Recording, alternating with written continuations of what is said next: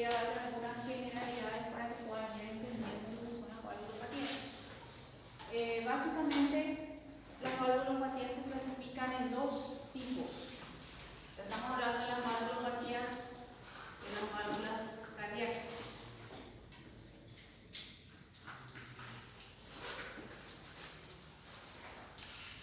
Bueno, no sé si ustedes se acuerdan de anatomía. ¿Te dieron virtual anatomía? No se acuerdan. ¿Se acuerdan? El que se acordaba pasar acá al frente. A ver si me venía. Bueno, vamos así vagamente les voy a mostrar lo que era un poquito de anatomía de las válvulas para que ustedes puedan entender las valvulopatías. En general, dice que las valvulopatías se clasifican en dos tipos. En las insuficiencias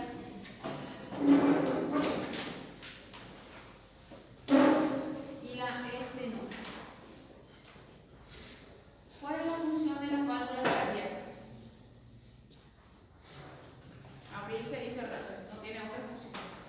Entonces, dependiendo del ciclo cardíaco, las válvulas se van abriendo y se van cerrando.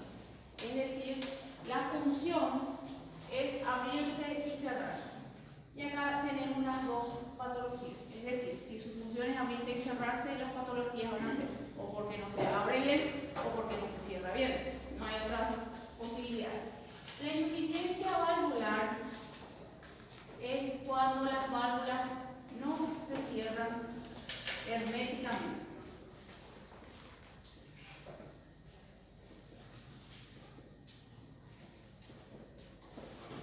Y la estenosis es cuando disminuye el orificio de apertura, por eso se llama estenosis.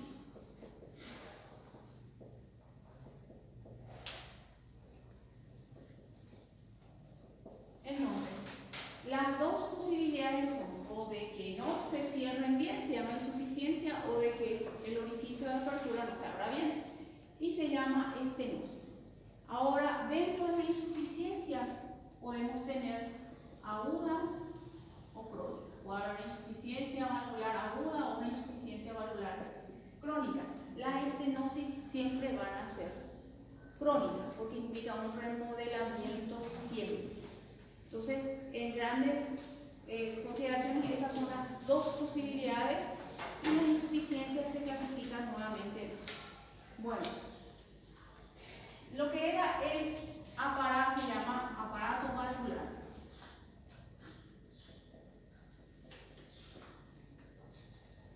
Básicamente está formado por un anillo fibroso, que es la que se une a la que comunica las cámaras, y que es el anillo, se llama anillo fibroso.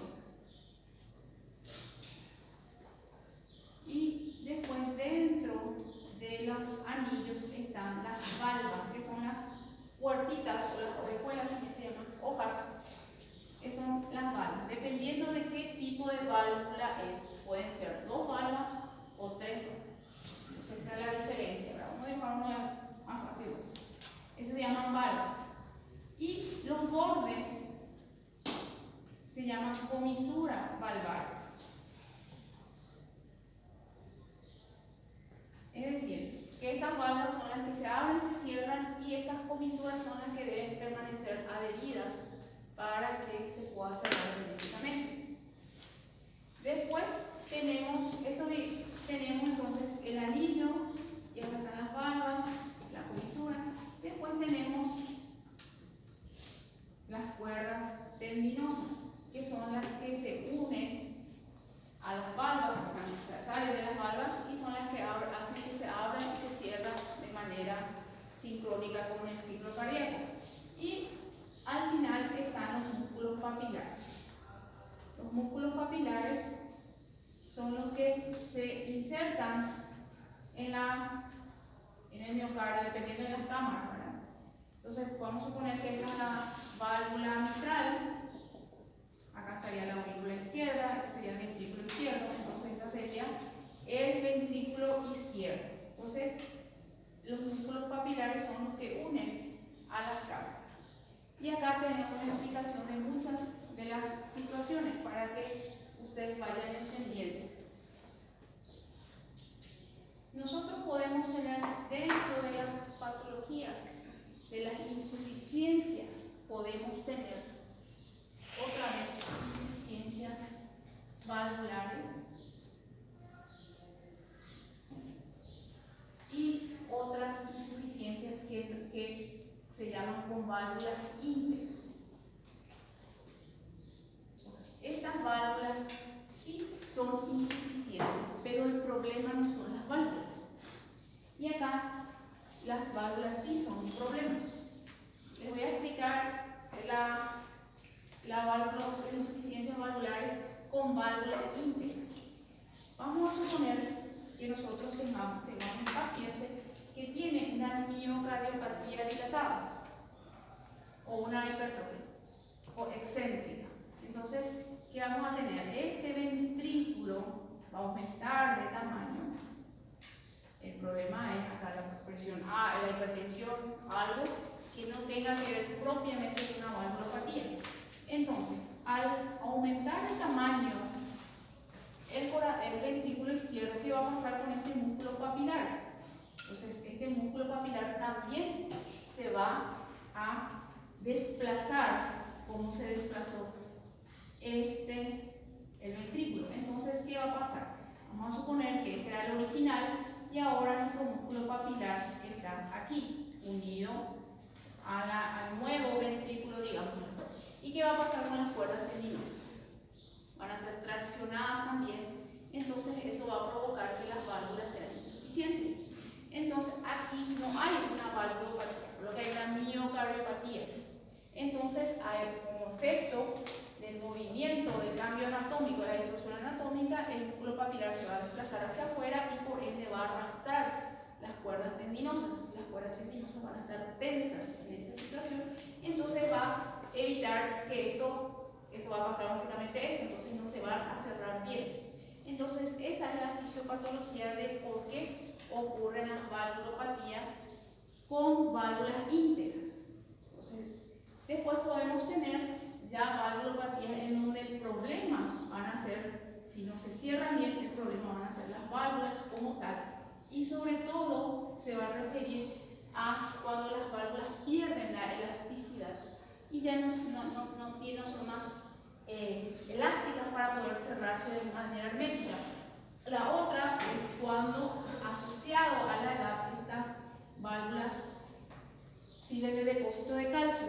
A medida que por encima de los 65 años en todas las personas hay un depósito ectópico de calcio. Entonces se van a calcificar estas válvulas, van a perder la elasticidad y ya no se van a cerrar bien también. Entonces esas son las posibilidades.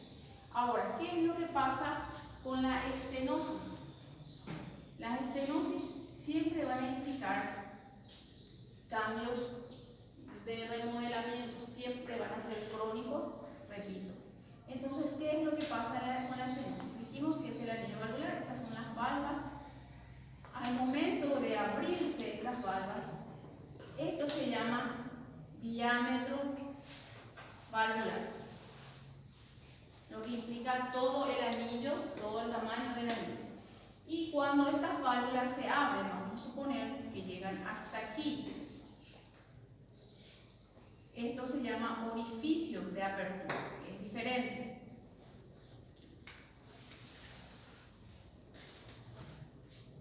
Entonces, en la estenosis lo que ocurre es que este orificio de apertura se ve disminuido, ya sea porque hay una disminución del diámetro valvular o porque hay un problema de abrirse las válvulas. Entonces, en la estenosis lo que ocurre es una disminución del orificio de apertura de esa válvula por diferentes situaciones. Si esta válvula es la mitral, entonces vamos a suponer que en vez de abrirse todo esto, se va a abrir solamente esta partecita. ¿Y qué va a implicar?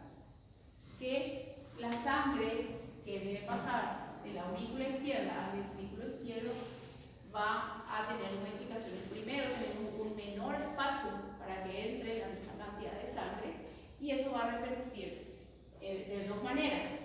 Tenemos menor orificio igual cantidad de sangre. Entonces, ¿qué va a pasar con la presión que ocurre acá? Nosotros tenemos que pasar, vamos a suponer que va a ser esto. Tenemos acá la aurícula izquierda, ventrículo izquierdo, y este nada más va a ser nuestro orificio de apertura. Entonces vamos a tener de una mayor cavidad, va a pasar por una estrechez, que es la estenosis, a otra de mayor cavidad. Entonces va a generar una presión al pasar por esa válvula estenosada. Y esa presión se va a ejercer sobre las paredes del ventrículo. Esa es el primer cambio que ocurre. Y esa presión que pasa al ventrículo izquierdo por la sangre, entonces va a generar lo que se conoce como los soplos. Entonces, la manifestación clínica de todas las valvulopatías son los soplos. Entonces, el soplo de la estenosis se debe a la turbulencia que genera la sangre que pasa de una cavidad mayor por un espacio estrecho a otra de cavidad mayor. Entonces va a generar como un cuello de botella que al volcar genera una presión sobre el ventrículo. Entonces eso genera. Pues les voy a explicar cómo se generan exactamente los soplos. Ahora, siempre va a generar, es una de las del cambio que ocurre. El otro cambio es, ¿qué va a pasar con esta sangre? Supongamos que acá tenemos 1 litro de sangre. Tenemos el mismo tiempo para poder verter la sangre de la aurícula izquierda al ventrículo izquierdo, pero ahora tenemos mismo volumen de sangre, menor espacio. Evidentemente, si yo tengo la misma cantidad de sangre y menor espacio por donde debe pasar, ¿qué va a pasar? El tiempo no va a ser suficiente para poder descargar la sangre de la aurícula izquierda al ventrículo izquierdo. Entonces va a haber un pequeño remanente aquí. Entonces, ¿qué es lo que va a pasar? Va a haber un aumento de la presión dentro de la aurícula izquierda, en este caso estamos hablando de estenosis mitral, generado ¿por qué? Por esta sangre que quedó remanente y la sangre que ya nuevamente está llegando. Entonces, al tener un menor orificio de apertura, vamos a tener dos efectos, que no va a poder verterse toda la sangre de la aurícula izquierda al ventrículo izquierdo, va a haber un remanente. Eso va a provocar un aumento de la presión dentro de la aurícula izquierda en este caso. Y a nivel del ventrículo va a generar presión y eso va a provocar los soplos. Entonces ahí tenemos lo que ocurre en la estenosis. Para todas las estenosis ocurre lo mismo, la mitral es un poquito más fácil de explicar nada más. Pero, ¿qué va a generar? Va a generar un aumento de la presión y se llama presión intracavitaria.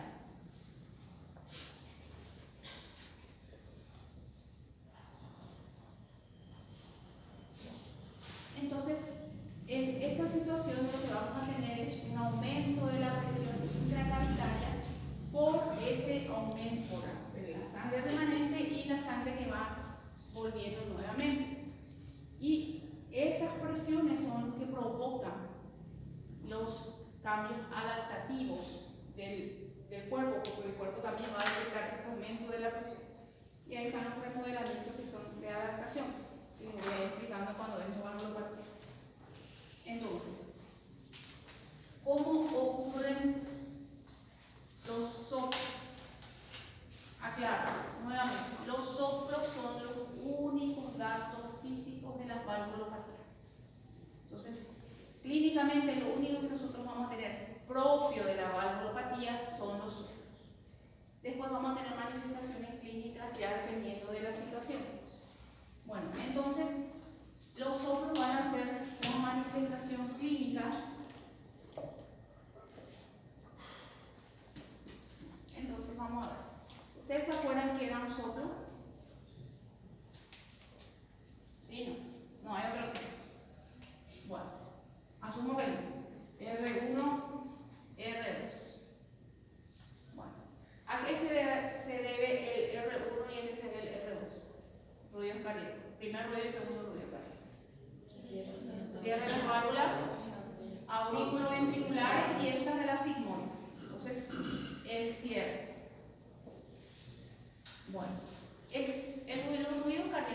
ciclo cardíaco tiene, la verdad, tiene 4 tiempos.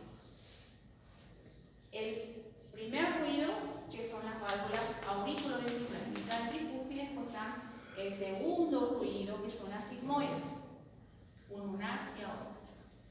Entonces, acá tenemos el primer tiempo y acá tenemos el segundo tiempo.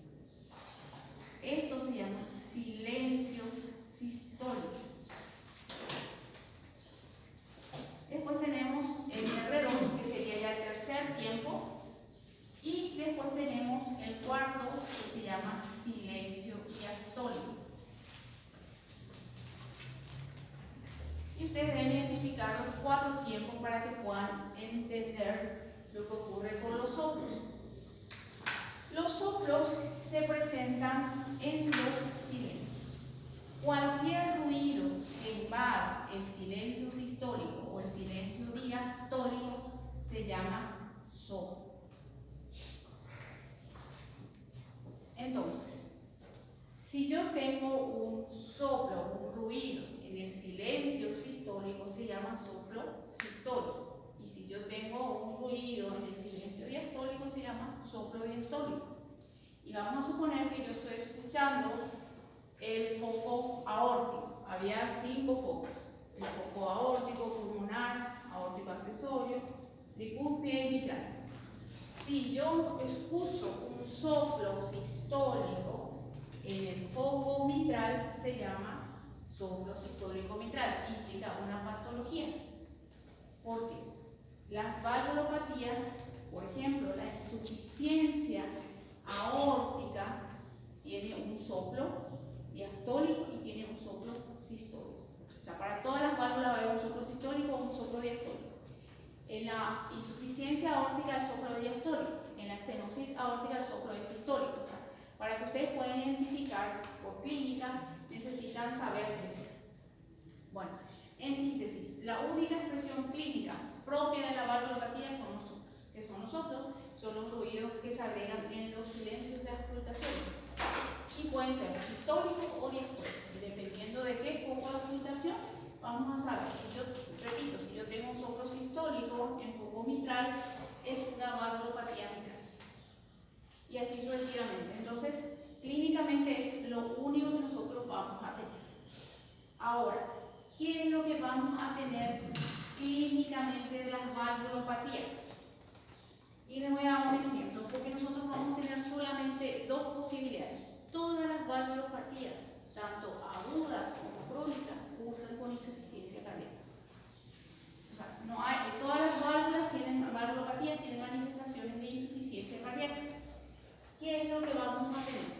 Si yo tengo una insuficiencia valvular aguda, se llama insuficiencia cardíaca aguda, insuficiencia cardíaca crónica.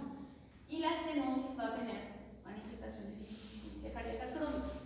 O sea, todas van a cursar con insuficiencia cardíaca, aguda o crónica. ¿Cómo vamos a distinguir? Que dependiendo de qué válvula estamos hablando, a estos síntomas de insuficiencia cardíaca le vamos a agregar ciertas manifestaciones específicas de esa valvulopatía. Entonces, nosotros vamos a tener, si tenemos manifestación, vamos a suponer que es una valvulopatía mitral. Vamos a poner la estenosis mitral, que es como la más frecuente. Entonces, de manera fuera del corazón, nosotros vamos a tener manifestaciones de insuficiencia cardíaca. Si es estenosis, va a ser crónica. Y acá, de manera retrógrada, vamos a tener manifestaciones propias de la estenosis mitral. Y bueno, ¿qué va a pasar aquí? En la estenosis mitral dijimos que como hay un orificio de apertura menor, va a haber una sangre remanente y va a haber un aumento de la presión dentro de la aurícula izquierda. Se debía a 2 cosas: a la sangre que está llegando y a la sangre que quedó remanente. Entonces, además de eso, el cuerpo detecta que acá hay una oposición para que se vierta la sangre a la aurícula izquierda. Entonces, en la estenosis, el cuerpo detecta como una oposición.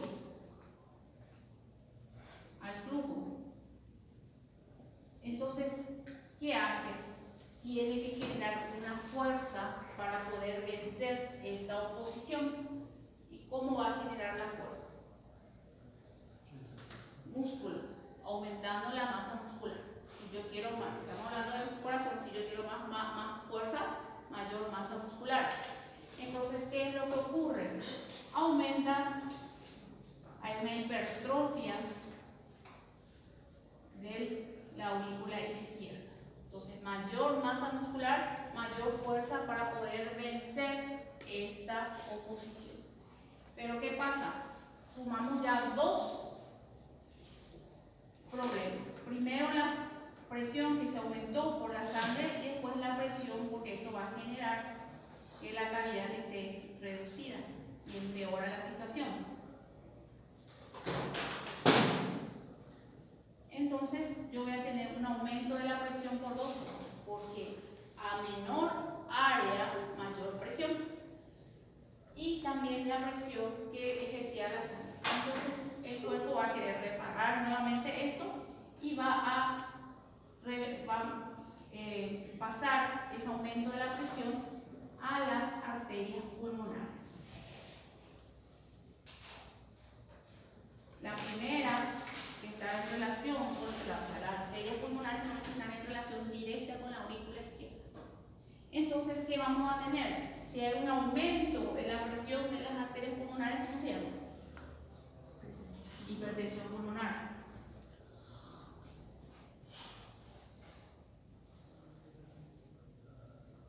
Entonces, la estenosis mitral, de manera retrógrada, tiene síntomas de hipertensión pulmonar y del otro lado tiene síntomas de insuficiencia cardíaca. Y para todas las patologías se va a presentar esto. Todos van a terminar en insuficiencia cardíaca. La diferencia va a ser lo que está antes de esa válvula. Entonces, ¿cuáles son las manifestaciones de hipertensión pulmonar? ¿Te la dieron neumo? Sí. Hipertensión pulmonar. Congestión pulmonar. Sí, va a haber congestión pulmonar. Y también va a haber hemoptisis. La hemoptisis se debe a la rotura de los pequeños vasos por ese aumento de la presión. Y después eso también va a tener afectación a la aurícula derecha, porque la aurícula derecha también va a la larga, se van a ir pasando todas las presiones. Entonces vamos a tener, para todas las valvulopatías siempre va a ser lo mismo: síntomas de insuficiencia cardíaca derecha, síntomas de insuficiencia cardíaca crónica aguda y síntomas propias de la estenosis o de la insuficiencia, dependiendo de qué válvula es. Y siempre va a haber un soplo, sistólico o diastólico, dependiendo de qué valvulopatía es. Bueno, entonces básicamente es eso. Lo que tienen que saber, lo que va a modificar van a ser básicamente lo que está antes. Solamente eso, pero en rasgos generales todas las valvulopatías son iguales. Insuficiencia cardíaca y manifestaciones propias de esa valvulopatía. Las causas generalmente son todas iguales: valvulopatía reumática, hay degenerativas, y hay ciertos factores de riesgo también específicos. Les voy a dar el cuarto teórico.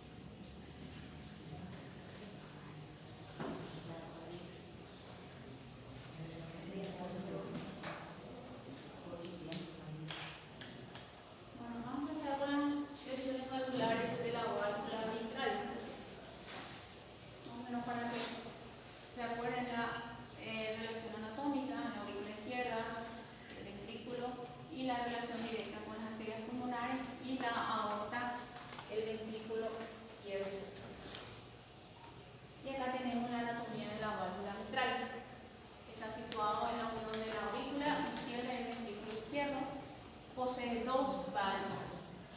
Y el anillo fibroso, las cuerdas tendinosas, los músculos papilares. El orificio valvular mitral es de 5 centímetros y su diámetro es aproximadamente 3,5. Entonces, esta es la anatomía de la válvula mitral: el anillo fibroso, las válvulas, las cuerdas tendinosas, el músculo papilar. Este sería el ventrículo, los músculos papilares, el ventrículo izquierdo y la aurícula izquierda.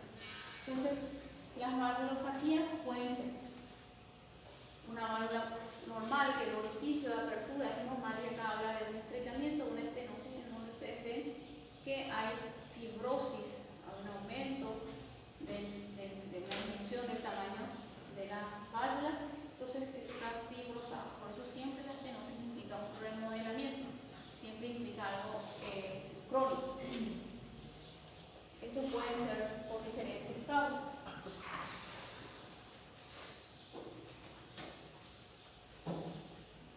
¿Cuáles pueden ser las lesiones?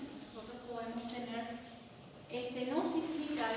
La causa más frecuente es la valvulopatía reumática. La valvulopatía reumática son secuelas de una enfermedad bacteriana y a la larga va a producir lesiones en las válvulas o en otros órganos también dependiendo. Entonces se llama fiebre reumática y la patología se llama valvulopatía reumática. Pueden ser congénitas, en donde ya hay alteraciones en la apertura porque no hay una estrechez ya congénito, o se pueden ser también calcificaciones. ¿Qué son las calcificaciones? Son generalmente asociadas a la edad. El paciente mayor de 65 años es lo que tiene riesgo de calcificación. Y después están las enfermedades autoinmunes. Las enfermedades autoinmunes también pueden tener valvulopatías porque implican una respuesta inmunitaria propias. Entonces, el lupus, el inflamación sistémico de la artritis reumatoide, también lesiona porque va a provocar una respuesta inflamatoria local y eso va a producir fibrosis y por ende estenosis. Entonces, es una respuesta autoinmune.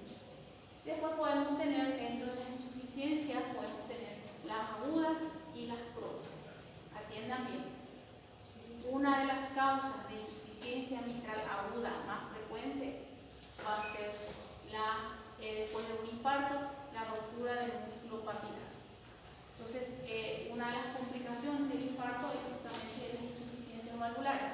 Y lo que ocurre normalmente es que esa zona de fibrosis, de necrosis del infarto va a perder la elasticidad evidentemente, y eso se puede romper y provocar que básicamente las válvulas estén ahí flotando porque hay una rotura del músculo papilar. Después puede ser una endocarditis aguda que afecta a esa válvula, o directamente traumatismos. O traumáticos puede ser también por rotura del músculo papilar o por las cuerdas tendinosas, dependiendo de la situación. Después tenemos dentro de la insuficiencia mitral crónica, también está la fiebre reumática. En todas las patologías va a estar la fiebre reumática y la calcificación en el anillo mitral. O sea, un paciente puede tener estenosis e insuficiencia mitral asociada a la edad. Después tenemos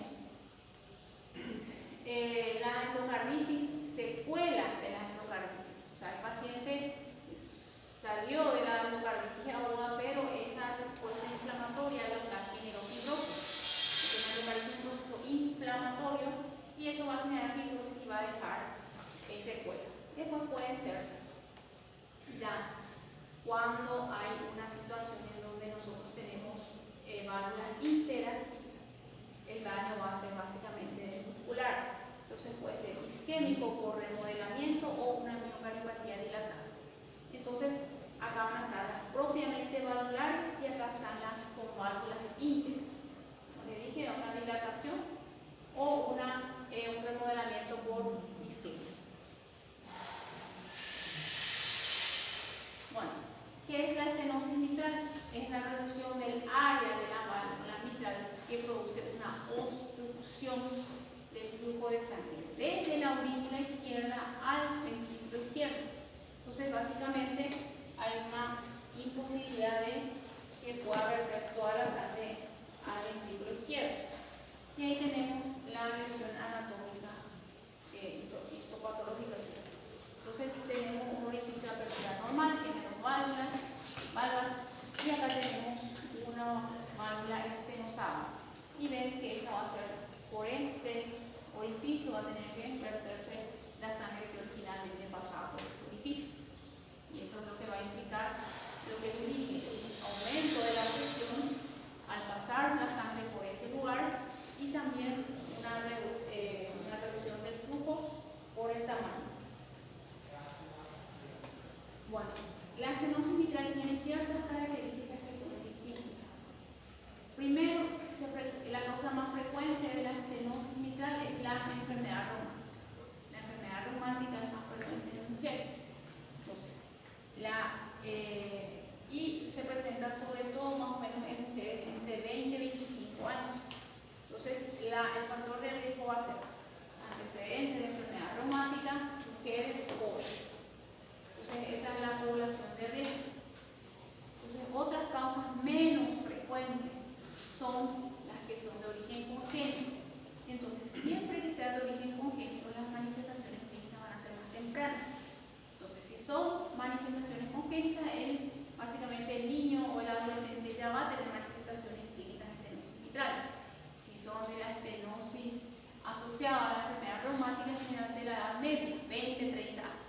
Y después tenemos las otras que son ya las degenerativas o asociadas a la edad, que son ya en personas mayores. Después tenemos otras en el contexto del lupus y la artritis reumatoide. Entonces, los pacientes que tengan lupus o artritis reumatoide tienen alto grado de probabilidad que tengan valvulopatía. Por eso las enfermedades autoinmunes aumentan el riesgo cardiovascular de los pacientes. Entonces, en el contexto de las enfermedades autoinmunes, todas pueden tener valvulopatía. Mas esse seria um fator de risco, então ter uma enfermedad autoinmune. Sí. De hecho, que todas las enfermedades autoinmunes aumentan el riesgo cardiovascular. Gracias.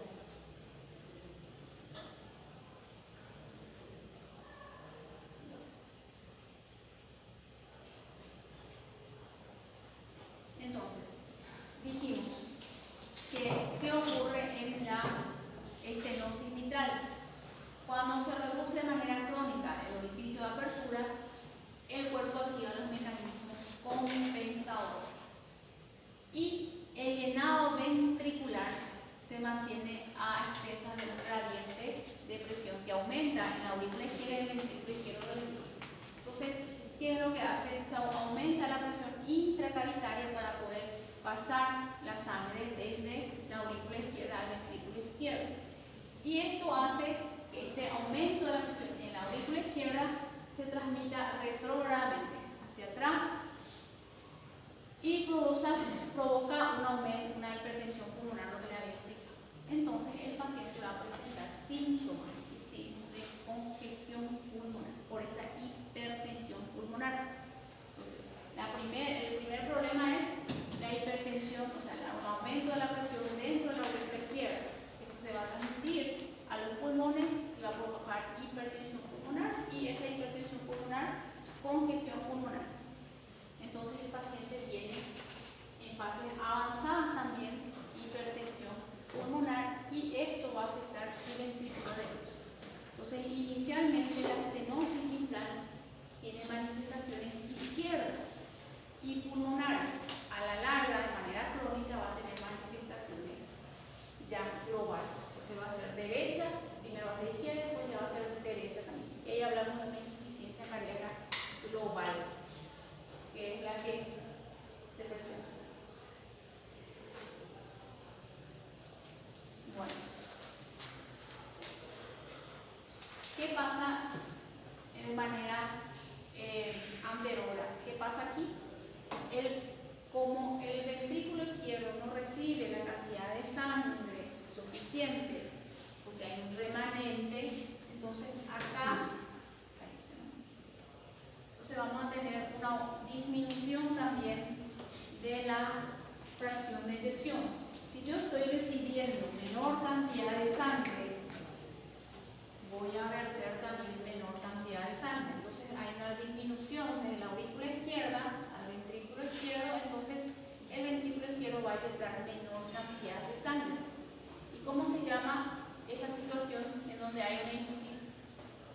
una incapacidad de satisfacer las necesidades metabólicas del cuerpo, se llama insuficiencia cardíaca. Entonces, hay una disminución de la fracción de eyección, que básicamente es insuficiencia cardíaca. Y ahí tenemos la causa de la insuficiencia cardíaca es una disminución de la precarga de ventrículos. Y entonces, eso es lo que activan también los mecanismos que se activan en la insuficiencia cardíaca, aumento de la resistencia vascular periférica y etcétera, todo lo que ocurre en la insuficiencia cardíaca. Entonces, la fisiopatología de la insuficiencia cardíaca es una disminución de la precarga de ventrículos.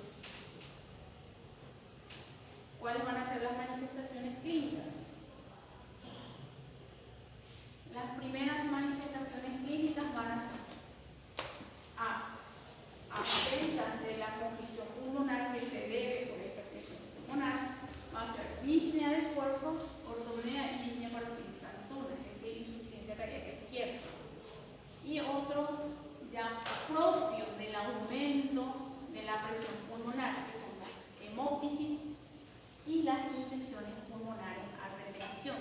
Entonces, característicamente el paciente que tiene estenosis mitral tiene síntomas de insuficiencia cardíaca izquierda, hemóptisis y neumonías a repetición.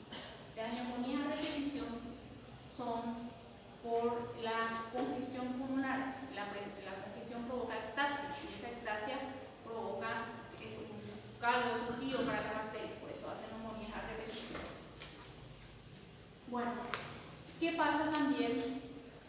La dilatación auricular, que dijimos que debe dilatarse a la larga, favorece la aparición de la fibrilación auricular. Entonces, un factor de riesgo para la fibrilación auricular es la estenosis mitral.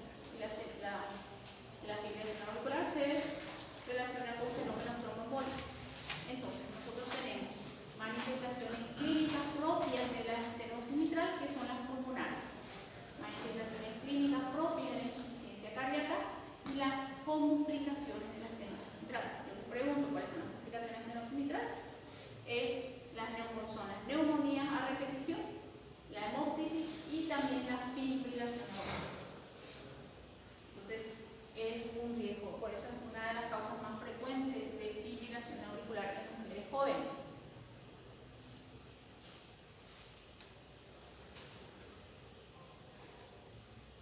Bueno, más frecuente en mujeres jóvenes. Bueno, entonces, para el diagnóstico de una estenosis mitral, nosotros necesitamos una ecocardio. El diagnóstico gold standard es siempre una ecocardio, por eso tenemos que mirar la valvulopatía. Ahora, el electrocardiograma indirectamente nos puede ayudar, no tiene mucho valor, pero sí.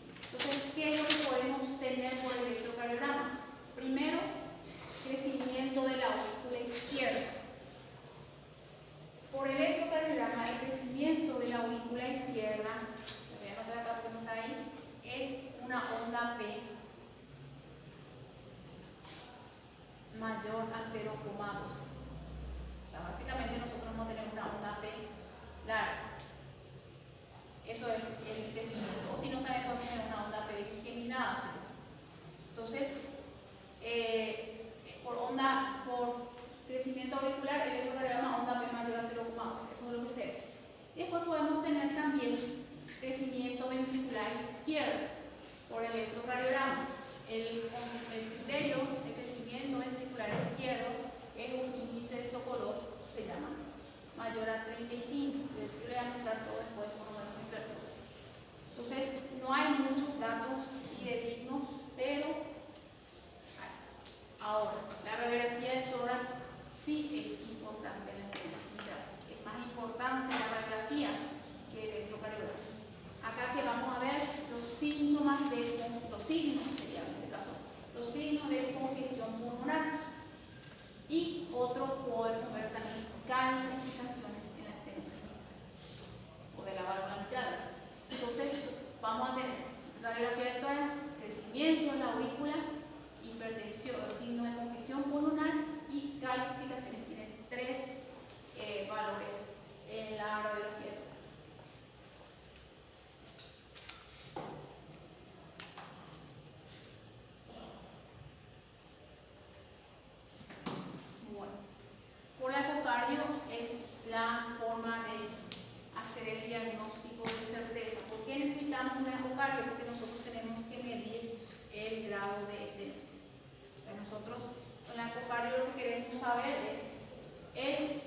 habla del tamaño de la estenosis.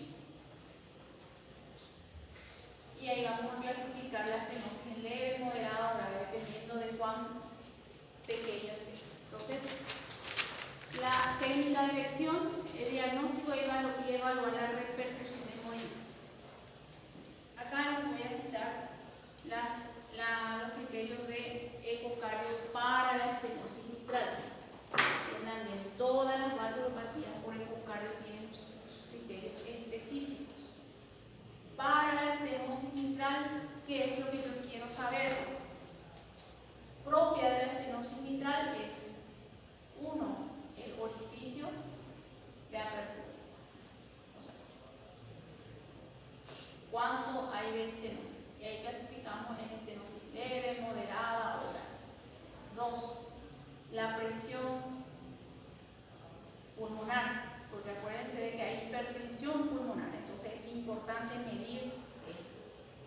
Y después, lo tercero es el tamaño de la aurícula izquierda. Acuérdense que hay dilatación. Esto es propio de la estenosis. Después, para los síntomas de insuficiencia cardíaca izquierda, la fracción de eyección nos interesa. Entonces, la técnica de elección para establecer el diagnóstico y evaluar la repercusión hemodinámica. Una valoración anatómica y funcional. Evaluar la función ventricular, estimar las presiones pulmonares y la presencia de otras valvulopatías. Y clasificar la estenosis en leve, moderada o grave o leve, moderada o severa. Bueno, el tratamiento de la estenosis mitral es quirúrgico o de la insuficiencia cardíaca.